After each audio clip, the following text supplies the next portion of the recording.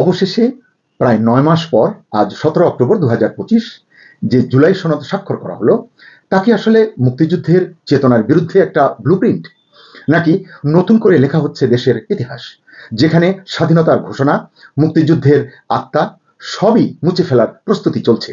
কোথায় যাচ্ছে বাংলাদেশ? এটাই তো বাস্তবতা। যুদ্ধাপরাধীদের বিচার বন্ধ করে রেখে যুদ্ধের বিজয়ীদের বিচার করা হচ্ছে। বোমাটা পড়লো এমন দিনে পড়লো যেদিকে জুলাই সনদ আপনার স্বাক্ষর হতে চলেছে। আগামী ২১ অক্টোবর আবারও টালমাটাল হতে পারে দেশের রাজনীতি, কারণ তত্ত্বাবধায়ক সরকার ফেরাতে আপিলের শুনানি চলবে এদিন। এমনকি নির্বাচনে অংশগ্রহণের সুযোগ ফিরে পাবার পথ খুলতে পারে আওয়ামী লীগের সামনে। এদিকে একের পর এক বিপদে যেন জড়িয়ে ধরেছে ডক্টর ইউনূসকে। প্রধান ওয়াকারুজ্জামান, সরকার আর উপদেষ্টারা ৩ দিক থেকেই ঘনিয়ে আসছে রাজনৈতিক ঝড়ের কালো মেঘ। আবার বাংলাদেশে ১৭০ ঘন্টার মধ্যে একটা কিছু ঘটতে চলেছে। আসসালামু আলাইকুম দর্শক, নতুন একটা ভিডিওতে সবাইকে স্বাগত। দর্শক, জুলাই সনদ নিয়ে বাংলাদেশ উত্তাল। কেন এই সনদে কিছু দল স্বাক্ষর করলো এবং কেন স্বাক্ষর করিল না, প্রশ্ন থাকছে জনগণের। দর্শক, সম্পূর্ণ ভিডিওটি মনোযোগ সহকারে দেখলেই আসল তথ্য আপনারা জানতে পারবেন। প্রিয় দর্শক, এই বিষয় নিয়ে রাজনৈতিক বিশ্লেষকের বিশ্লেষণ আপনারা ভিডিওর শুরুতেই দেখতে পাচ্ছেন। প্রিয় দর্শক, কথা না বাড়িয়ে মনোযোগ সহকারে সম্পূর্ণ ভিডিওটি দেখে আসি। দেখার আগে বলবো, যারা এখন পর্যন্ত আমাদের চ্যানেলটি সাবস্ক্রাইব করেন নাই দয়া করে সাবস্ক্রাইব করে দেবেন, আর যারা ইতিমধ্যে সাবস্ক্রাইব করেছেন তাদেরকে অসংখ্য ধন্যবাদ। প্রিয় দর্শক, চলুন একটি লাইক দিয়ে সম্পূর্ণ ভিডিওটি মনোযোগ সহকারে দেখে আসি। অবশেষে প্রায় ৯ মাস পর আজ ১৭ অক্টোবর ২০২৫ যে জুলাই সনদ স্বাক্ষর করা হলো তা কি আসলে মুক্তিযুদ্ধের চেতনার বিরুদ্ধে একটা ব্লুপ্রিন্ট, নাকি নতুন করে লেখা হচ্ছে দেশের ইতিহাস, যেখানে স্বাধীনতার ঘোষণা, মুক্তিযুদ্ধের আত্মা সবই মুছে ফেলার প্রস্তুতি চলছে? এই প্রশ্নগুলো আসলে করছে মানুষ, সাধারণ মানুষ। যে সনদ স্বাক্ষরের দিনে জুলাই যোদ্ধারা জড়ালো সহিংসতায়, বিশৃঙ্খলায়, এবং সেই যোদ্ধাদের বেধড়ক পেটালো পুলিশ, অর্থাৎ সংঘর্ষে জড়ালো রাষ্ট্র। যে সনদে স্বাক্ষর প্রদানে অস্বীকৃত জানালো বামপন্থী 4টি দল এবং এনসিপিও। এছাড়া বাদ রইল নিবন্ধিত জাতীয় পার্টি সহ 30টি রাজনৈতিক দল এবং অবশ্যই বাংলাদেশ আওয়ামী লীগ। কেন রাজনৈতিক বিশ্লেষকরা প্রশ্ন তুলছেন, এই নথি কি মুক্তিযুদ্ধ বিরোধী শক্তির রাজনৈতিক পুনর্বাসন নিশ্চিত করলো? আসসালামু আলাইকুম, স্বাগত লিডস নিউজে। সম্মানিত দর্শক, চলুন দেখি এই যে জুলাই সনদের কথা বললাম, আপনারা জানেন এই জুলাই সনদ নিয়ে এত বিতর্ক কেন হচ্ছে। বলা হয়েছিল এটা হবে জাতীয় ঐক্যমত্য গড়ার প্রতিশ্রুতি, কিন্তু কিভাবে এটা ঐক্যের বদলে বিভাজনের দিকে গড়ালো? জুলাই জাতীয় সনদের আইনি ভিত্তি এবং বাস্তবায়ন আদেশের রূপরেখা নিয়ে প্রশ্ন তুলেছে জাতীয় নাগরিক পার্টি এনসিপি। আমি এই দলটিকে গুরুত্ব দিয়ে বলবো, কারণ এই দলটির সঙ্গেই অন্তর্বর্তী সরকারের সম্পর্ক অন্য যে কোনো দলের তুলনায় অনেক বেশি সরাসরি এবং অনেক বেশি সক্রিয়। সেই এনসিপি মনে করে এই স্বাক্ষর অনুষ্ঠানের মাধ্যমে কোনো আইনি ভিত্তি অর্জিত হবে না। তাহলে এটা করে লাভ কি? এনসিপির আহ্বায়ক নাহিদ ইসলাম বলেছেন, কিছু দলের বৈঠক মানে জাতীয় ঐক্য নয়, অথচ সরকার বলছে জাতীয় ঐক্য। নাহিদের মতে কিছু রাজনৈতিক দল জাতীয় ঐক্যমত্যের নামে জনগণের সঙ্গে প্রতারণা করে জুলাই সনদে স্বাক্ষর করছে। যারা স্বাক্ষর করেছে সম্ভবত 25টি দল, সবার দিকেই আঙুল তুললেন নাহিদ ইসলাম। আমরা জানি বিএনপি নোট অফ ডিসেন্ট দিয়েছে, কিন্তু তারা স্বাক্ষর করেছে। জামাতের মতিগতি এবং তাদের কথাবার্তা নিয়ে আসলে আলোচনা না করাই ভালো, কখন কি করে এটি প্রেডিক্ট করা আমার কাজ নয়। এছাড়া 4 বাম দল, বাংলাদেশের কমিউনিস্ট পার্টি সিপিবি, বাংলাদেশের সমাজতান্ত্রিক দল বাসদ, বাংলাদেশের সমাজতান্ত্রিক দল মার্ক্সবাদী এবং বাংলাদেশ জাতীয় সমাজতান্ত্রিক দল বাংলাদেশ জাসদ নেতারা যৌথভাবে একটা সংবাদ সম্মেলন করেছেন। সেখানে তারা বলেছেন, আদালতে প্রশ্ন করা যাবে না এমন বিষয়ে অঙ্গীকার করতে হয়, মানে যদি অঙ্গীকার করতে হয় তাহলে এমন সনদে স্বাক্ষর করা সম্ভব নয়। তাদের স্পষ্ট অভিযোগ, সনদটি মুক্তিযুদ্ধের চেতনা লঙ্ঘন করছে। বিএসডির সাধারণ সম্পাদক বজলুর রশিদ ফিরোজ ওই সংবাদ সম্মেলনে বলেছেন, সংবিধানের 6ষ্ঠ ও 7ম তফসিল থেকে ডিক্লারেশন অফ ইন্ডিপেন্ডেন্স এবং প্রোক্লেমেশন অফ ইন্ডিপেন্ডেন্স অপসারণের প্রস্তাব মানেই তো মুক্তিযুদ্ধকেই অস্বীকার করা, অথচ এটাই ছিল বাংলাদেশের সার্বভৌমত্বের ভিত্তি। এর পাশাপাশি 1972 সালের সংবিধানের 4 মূলনীতি, গণতন্ত্র, সমাজতন্ত্র, ধর্মনিরপেক্ষতা এবং বাঙালি জাতীয়তাবাদ, এইগুলোকে বাদ দিয়ে নতুন করে জাতীয় ঐক্য সংজ্ঞায়িত করা হচ্ছে। বাম দলগুলোর মতে এটা মূলত মুক্তিযুদ্ধ বিরোধী শক্তির পুনর্জাগরণ। আরেকটি বিষয় না বললেই নয়, জুলাই সনদ স্বাক্ষরের দিনে জাতীয় সংসদের দক্ষিণ প্লাজায় যা ঘটলো স্বাক্ষরের আগে, তাকে আপনারা কি বলবেন? জুলাই যোদ্ধা এবং আহত বীরদের বিক্ষোভ আমরা দেখলাম, তারা ভাঙচুরেও সামিল হলো এবং তাদের দমনে আইন শৃঙ্খলা রক্ষাকারী বাহিনীর মাধ্যমে রাষ্ট্র যে ভূমিকা অবতীর্ণ হলো তা দেখে আপনার কি মনে হয় না এমন একটা প্রশ্ন করা যায়, আসলে এই সনদটা প্রকৃতই কার জন্য? জনগণের জন্য, না সরকারের জন্য, না বিশেষ কোনো গোষ্ঠীর জন্য? জাতীয় ঐকমত্য কমিশন যদিও ঘোষণা দিয়েছে যে সনদের 5 নম্বর দফা পরিবর্তন করে জুলাই বীর যোদ্ধাদের দাবি প্রতিফলিত করা হয়েছে, মানে তারা যা চাচ্ছিল সেগুলো এখানে আনা হয়েছে। তারপরও বীর যোদ্ধারা কেন এমন উত্তেজিত হলো, কেন লাঠিচার্জে রাজপথে আবারও তাদের রক্ত ঝরল? এই আসলে কেমন ঐক্য? সম্ভবত এই জন্যই এনসিপি বলেছে এই সনদ জনগণের নয়, এটা রাজনৈতিক প্রতারণা। তাহলে 25টি দলের দিকেই কিন্তু আবারও আঙুল। এনসিপির আহ্বায়ক নাহিদ ইসলাম স্পষ্ট করে বলেছেন, আইনি ভিত্তি ছাড়া এই সনদ কাগজ ছাড়া কিছু নয়। তারা পুরো প্রক্রিয়াকে এক ধরনের শান্তির নামে রাজনৈতিক হাইজ্যাক হিসেবে ব্যাখ্যা করছেন। এনসিপির দাবি, সনদের বাস্তবায়ন আদেশ জনগণের কাছে প্রকাশ করতে হবে, গণভোটে নিতে হবে সব 84 দফা, এবং ইউনূস নিজেই জারি করবেন বাস্তবায়ন আদেশ, কারণ তিনি ক্ষমতা পেয়েছেন জুলাই অভ্যুত্থানের মাধ্যমে, কোনো নির্বাচনের মাধ্যমে নয়। তাহলে কি এই সনদ নতুন ক্ষমতার আইনি পর্দা? কি বলবো আসলে।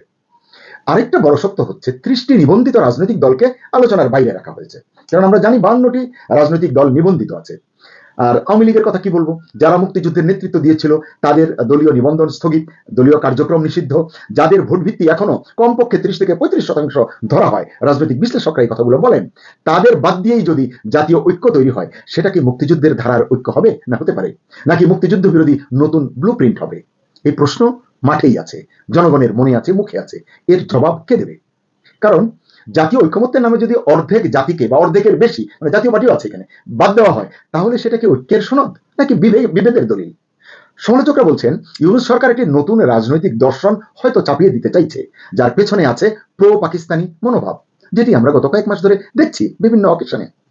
আরেকটি গুরুত্বপূর্ণ পয়েন্ট আলোচনা করতে চাই।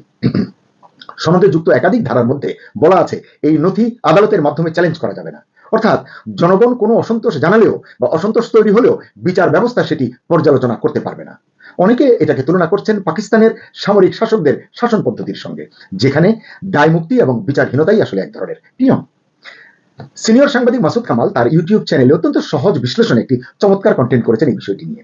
আমার কাছে ভালো লেগেছে, তাই সেখান থেকে কিছু চুম্বক অংশ আপনাদের জন্য শেয়ার করছি। হয়তো অনেকে দেখেছেন, যারা দেখেননি তাদের জন্য এটি কাজে দেবে।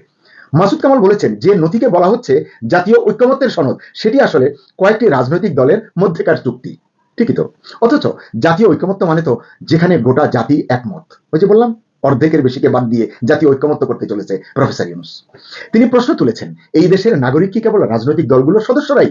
দল ছাড়া কোনো জাতি নেই, মানে দল ছাড়া কোনো নাগরিক নেই অবশিষ্ট, যারা আসলে জাতির উল্লেখযোগ্য একটি অংশ? অত্যন্ত গুরুত্বপূর্ণ প্রশ্ন করেছেন তিনি। সুপ্রিয় দর্শক শ্রোতা, আসসালামু আলাইকুম। যে যেখানে আছেন ভালো থাকবেন, সেটাই আমার প্রত্যাশা। আপনারা কি জানেন 1973 সনে যে আইনটার দ্বারা আন্তর্জাতিক মানবতা বিরোধী অপরাধের বিচারের ব্যবস্থা করা হয়েছে, সেই আইনটা প্রণয়নকালে লক্ষ্য ছিল মহান মুক্তিযুদ্ধে যারা মানবতা বিরোধী অপরাধ করেছে, অর্থাৎ যারা যুদ্ধ অপরাধী, হত্যা, নির্যাতন, ধর্ষণ, অগ্নিসংযোগ, জোর করে ধর্মান্তরিত করা সহ বিভৎস অপরাধ যারা করেছিল, তাদের বিচারের উদ্দেশ্যে বঙ্গবন্ধু সরকার যে আইন প্রণয়ন করেছিলেন, সেই আইনের আওতায় যুদ্ধাপরাধীদের বিচার হচ্ছিল। শেখ হাসিনাকে 2024 সালের 5 আগস্ট মেটিকুলাস ডিজাইনে সরিয়ে দেওয়ার পরে এখন সেই যুদ্ধ অপরাধীদের বিচারের প্রতিশোধ হিসাবে ওই যুদ্ধে বিজয়ীদের এখন বিচার করা হচ্ছে। সেটা নিয়ে আজ আপনাদের সঙ্গে কথা বলবো। প্রিয় দর্শক শ্রোতা, আপনারা কি জানেন ঢাকার সুপ্রিম কোর্টের একটি অংশে প্রতিষ্ঠিত আন্তর্জাতিক মানবতা বিরোধী অপরাধের বিচারের জন্য যে ট্রাইব্যুনাল, যেটাকে আইসিটি ট্রাইব্যুনাল বলা হয়, সেই ট্রাইব্যুনালে 1971 সনের যারা যুদ্ধ অপরাধ করেছিল তাদের বিচার চলছিল। অনেকের বিচার সম্পন্ন হয়েছে। সুপ্রিম কোর্টের আপিল বিভাগে আপিল রিভিউ সব সম্পন্ন হওয়ার পরে, রাষ্ট্রপতির কাছে ক্ষমা প্রার্থনার পর্ব শেষ হওয়ার পরে অনেকের সাজা কার্যকর হয়ে গেছে এবং অন্যান্যদের বিচার চলমান ছিল। এই চলমান অবস্থায় 2024 সালে আন্তর্জাতিক এবং দেশীয় ষড়যন্ত্রে মেটিকুলাস ডিজাইনের মাধ্যমে শেখ হাসিনাকে সরিয়ে দেওয়ার পরে ঠিক উল্টা ব্যবস্থাটা কায়েম হয়েছে। যুদ্ধ অপরাধীদের চলমান বিচার এখন বন্ধ। ওই ট্রাইব্যুনালে কিন্তু বেশ কয়েকটা যুদ্ধ অপরাধীদের বিচার চলমান ছিল, সেগুলো এখন বন্ধ।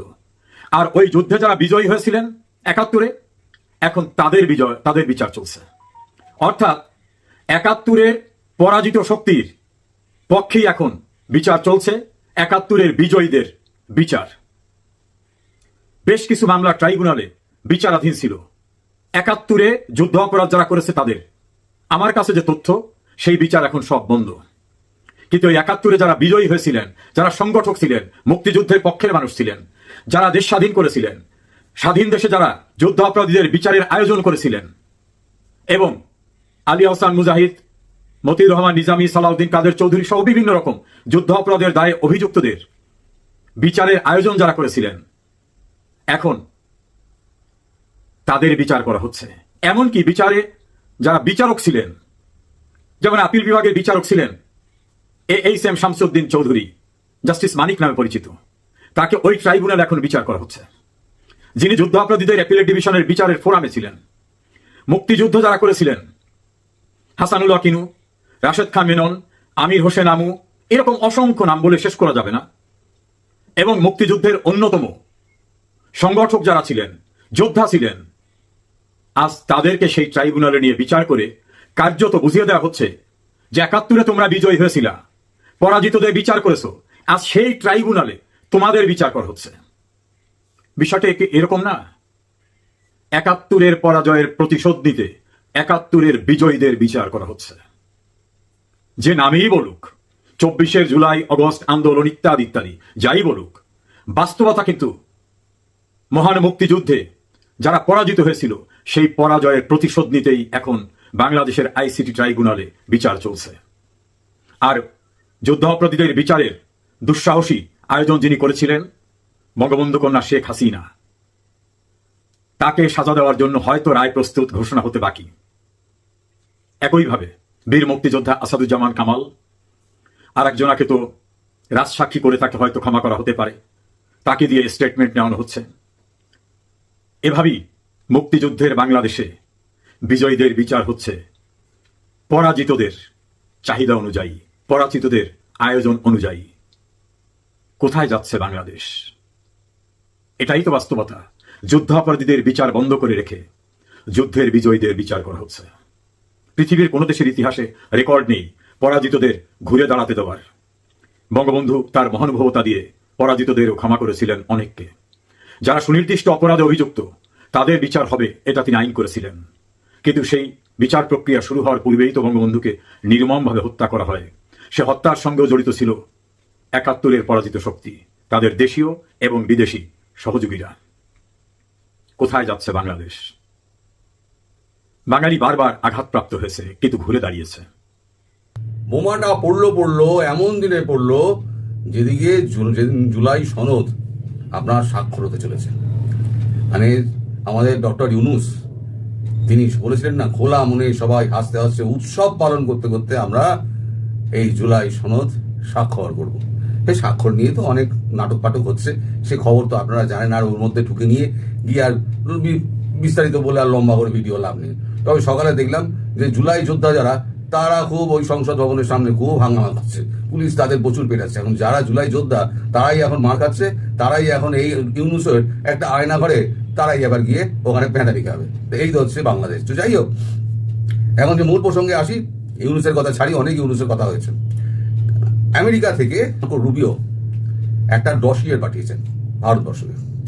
ডসিয়ের পরিষ্কার লেখা রয়েছে যে ভারতবর্ষ যদি বাংলাদেশের ব্যাপারে কোনো সিদ্ধান্ত নেয়, আমেরিকা তাতে কোনো আপত্তি নেই।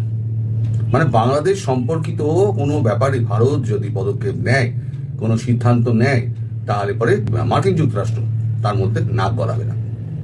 এখন হঠাৎ এটা হলো কেন? হৃদয় পরিবর্তন হলো কেন? দেখুন, ট্রাম্প যা করছে দুনিয়াকে পুরো খেপিয়ে দিয়েছে, সারা দুনিয়া থেকে আমেরিকাকে বিচ্ছিন্ন করে দিয়েছে। ট্রাম্পের দেশে বাকি সব রাজনৈতিক যারা দল রয়েছে এবং রাজনৈতিক ব্যক্তিত্ব রয়েছে, তারা যে একেবারে মাথায় গোবর পোড়া তা তো নয়, তারাও বুদ্ধিমান, তারাও সব কিছু জানে। এখন ট্রাম্পের ওখানে আমি আগেও ভিডিওতে বলেছি, মানে দুটো প্যারালাল ক্ষমতা চলে।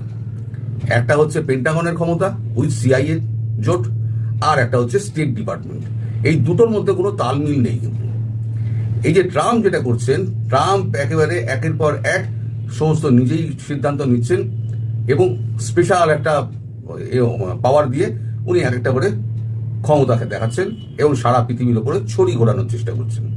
এখন এই ছড়ি ঘোরানোটা প্রথম কেউ আপত্তি করেনি, ঠিক আছে করছে প্রেসিডেন্ট করছে। প্রথম টার্মটা তো ভালোই ছিল, দ্বিতীয় টার্মটা এবার উনি কি করেন দেখা যাক। 1.5 বছর কেটে গেল, আমেরিকার অবস্থা ক্রমশ খারাপ হচ্ছে। সারা বিশ্ব থেকে আমেরিকা বিচ্ছিন্ন হতে শুরু করে দিয়েছে এবং আমেরিকার ডাকে আর কেউ সাড়া দিচ্ছে না। ট্রাম্পের ওই ট্যারিফ তো এখন তো গল্প হয়ে গেছে, এখন ট্যারিফ নিয়ে আর ট্রাম্প কোনো গল্প টল্প করে না, ওসব ট্যারিফ ভুলে গিয়েছে।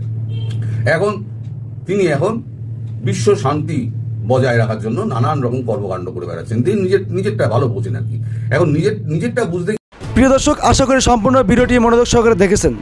তো দর্শক, ভিডিওটি দেখে কি জানলেন, কি বুঝলেন, আপনাদের গুরুত্বপূর্ণ মতামত আমাদের কমেন্ট বক্সে জানিয়ে দিন। পারলে ভিডিওটি শেয়ার করে সবাইকে দেখার সুযোগ করে দিন। দর্শক, থাকছে আজকের মতো এ পর্যন্তই। দেখা হবে নতুন একটা ভিডিওতে নতুন একটা টপিক নিয়ে।